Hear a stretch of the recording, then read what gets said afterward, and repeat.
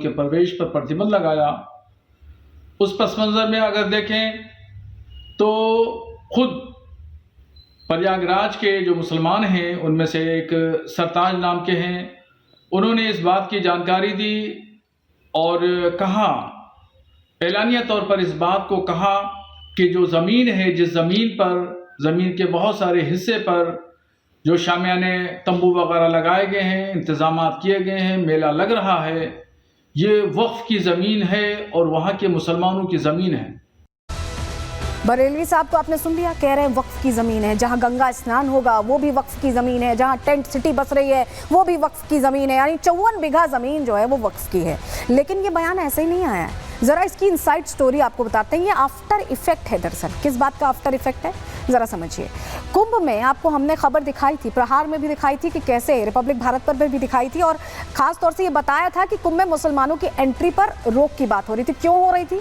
क्योंकि थूक जिहाद जैसी घटनाएं सामने आ रही थी, क्योंकि प्रसाद को प्रदूषित किया जा रहा था, उसकी जो शुद्धता है उससे समझौता कर दिया गया था। और उसके बाद उस तरह की खबरें देखने के बाद संत समाज, साधु समाज ने मांग की थी कि मुसलमानों की एंट्री पर रोक लग जाए, क्योंकि ये तो सनातन का सबसे बड़ा पर्व है, इसकी शुद्धता के साथ किसी तरह का खिलवाड़ बर्दाश्त नहीं किया जाएगा।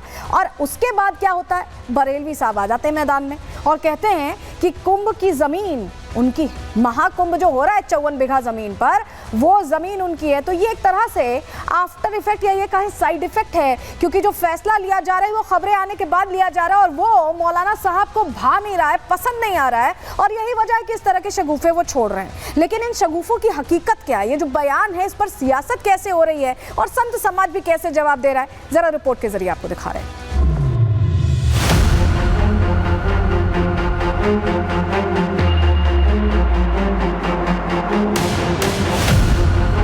महाकुंभ पर दंगल, मौलाना ने दिया वक्फ का एंगल।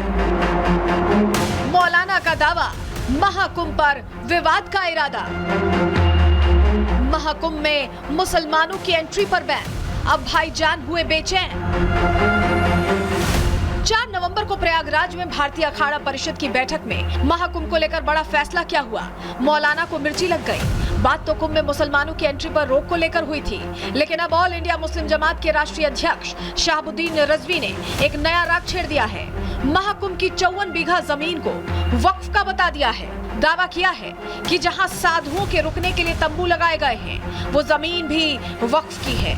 जहां लाखों करोड़ों हिंदू गंगा स्नान करेंगे, वो जमीन भी वक्फ की है, जिसके बाद से ये विवाद थमने का नाम ही नहीं ले रहा।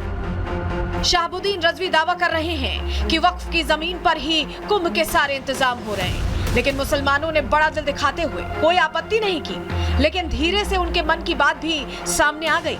सामने आ गया कि रजवी की इस पूरी कहानी के पीछे का सच क्या है, क्योंकि रजवी सनातनी पर्व में मुसलमानों की एंट्री पर बैन से टेंशन में है, और इसी टेंशन को लेकर अब बीजेपी वक्फ बोर्ड को घेर रही है।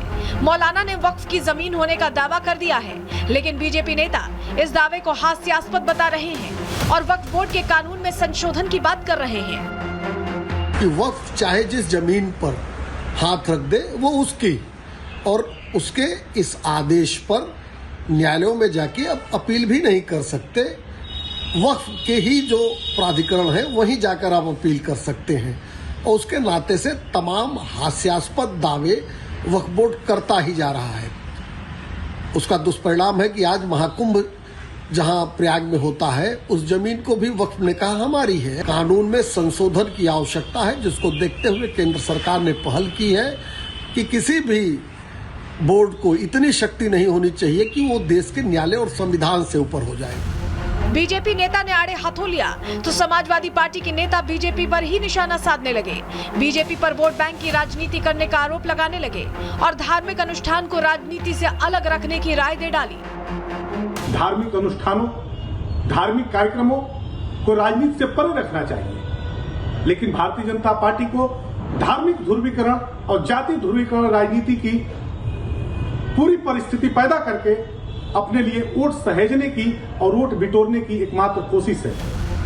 हालांकि कांग्रेस नेता मौलाना के बोल बोलते नजर आए, कहा कि हर किसी को वर्शिप एक्ट 1991 को मानना चाहिए। हम कानून को मानने वाले लोग हैं। वर्शिप एक्ट 1991 इस बात को दर्शाता है। 1947 के पहले जो जैसी स्थिति में थी वो चीजें वैसी स्थिति में रहेंगी। मुझे लगता है हर किसी को वर्शिप एक्ट 1991 को मानना चाहिए। मौलाना के दावे को लेकर राजनीति तेज हुई तो विश्व हिंदू परिषद के नेता विनोद बंसल ने ऑल इंडिया मुस्लिम जमात के राष्ट्रीय अध्यक्ष शहाबुद्दीन रजवी बरेलवी को चेतावनी दे डाली। अब कहने लगे कि ये जो प्रयाग की कुंभ धरा है वो भी हमारी है। आप सोचिए इनकी जो मानसिकता है वो कहां से कहां तक जा रही है, इसको ठीक से पहचानना होगा। और ये लोग बार बार इस तरह के बयान दे करके स्वयं अपने बने हुए जाल में फंसते चले जा रहे हैं।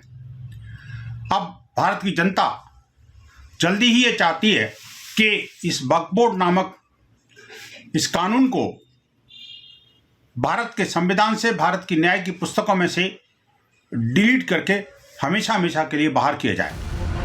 अब शहाबुद्दीन रजवी के दावे में कितना दम है ये तो प्रशासन ही बताएगा, लेकिन कुंभ में मुसलमानों की एंट्री पर लगे बैन की बौखलाहट साफ नजर आ रही है, क्योंकि कुंभ को लेकर ऐसा दावा पहली बार सामने नहीं आया है। इससे पहले कुंभ में मुसलमानों को दुकान नहीं देने का फैसला हुआ तो यही शहाबुद्दीन रजवी कल तक कुंभ में मुसलमानों की घर वापसी का राग अलाप रहे थे।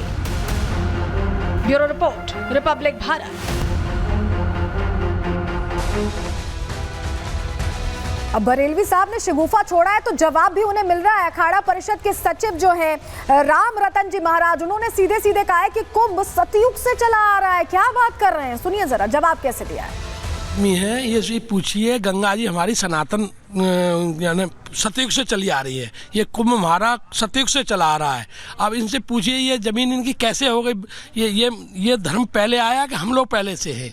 वक्फ बोर्ड तो बाद में बना ना, तो ये कोई छोटा सा भी बच्चा भी समझेगा कि महाकुंभ तो सनातन सतयुग से चला आ रहा है, इनकी बोर्ड की जमीन कैसी होगी? इनके जो अच्छे मुसलमान हैं हमारे यहाँ मेला क्षेत्र में काम कर रहे हैं, हमारे अखाड़े में खुद जो है हमारे हरिद्वार से काम कर रहे हैं, जो केवल जो चाय में मूत्र मिलाते हैं, जूस में मूत्र मिलाते हैं, ढाबे में थूकते हैं रोटियों पर, उन लोगों से हमारी नफरत है। ये लव जिहादी है, इन लोगों के लिए प्रतिबंध है, इन लोगों को तो आना ही नहीं चाहिए। नहीं, जो अच्छे आए अपने श्रद्धा रखते हैं मतलब स्नान करने में तो आए, उनका स्वागत है।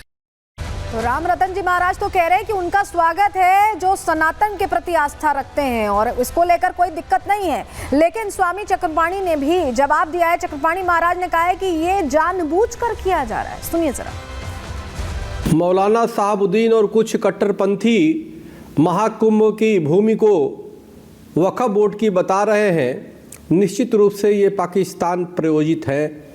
उन तमाम आतंकी सोच के लोगों द्वारा प्रायोजित ऐसा प्रतीत होता है, इनकी जांच होनी चाहिए, क्योंकि इस तरह की बयान कहीं ना कहीं महाकुंभ जो दुनिया के सबसे परम पवित्र एक सनातन धर्मियों का एक समूह इकट्ठा होता है उसको